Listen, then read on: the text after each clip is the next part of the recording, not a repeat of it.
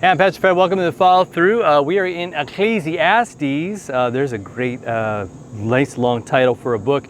Chapter 3, we're going to be in verse 11, a really, really awesome verse. Interesting, right? He's talking about work and the meaning of life and the purpose of it all. I mean, what's the big deal?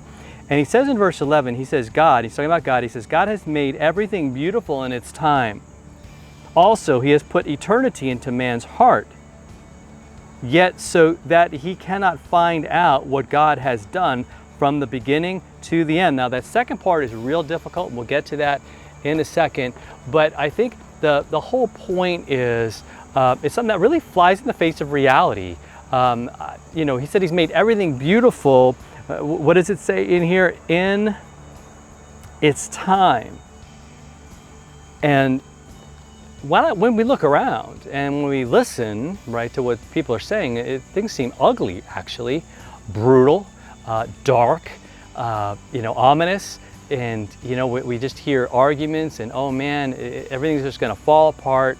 You go on TikTok and other places, and you will see prepper after prepper after prepper telling you what you need to survive the coming collapse and all the bad things that are happening. You better get ready, right? Better prepare. But he's saying, and again, things were not perfect back then, saying, look, it's beautiful, right? Because he made it. It's beautiful because he's in it, because he's here. In fact, he's even put eternity in our hearts to have that perspective. So we're not about wondering, what has God done, and I'm going to analyze it. But to say, I'm going to trust God, I'm going to leave it to him. He's given me eternity, and I'm going to have an eternal perspective, and I'm going to keep my eye on that. And what I'm going to do right now is I'm going to serve him with all that I got.